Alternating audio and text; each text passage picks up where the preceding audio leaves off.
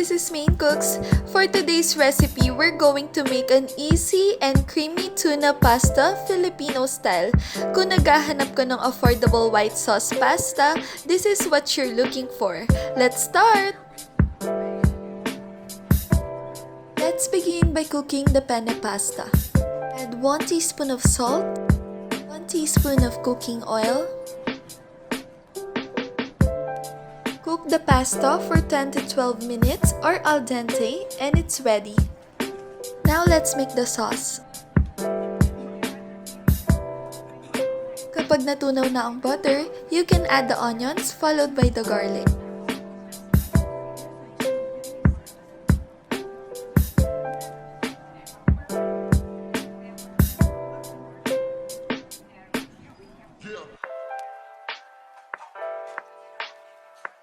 Ang susunod nating ilalagay is yung canned mushrooms and yung canned hot and spicy tuna.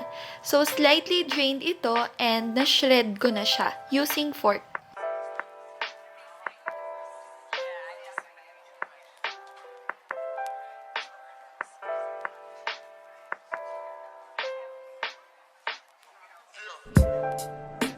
One cup of evaporated milk.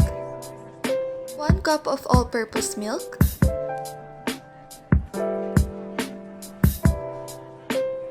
and I will add some tomato sauce for added acidity and flavor. That's the twist of this recipe. Add black pepper and lots of cheese. I'm using Eden cheese.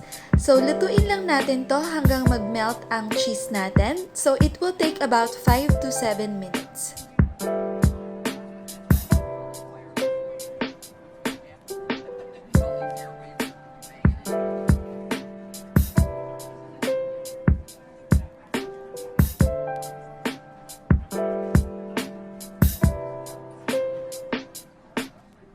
Ayan, super rich and creamy na ng ating sauce. So now we can add the cooked penne pasta.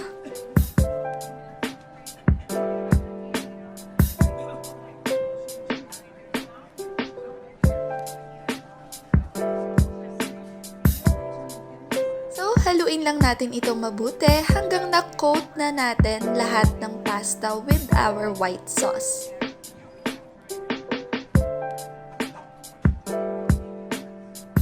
Add some Parmesan cheese for our finishing touch and we're done.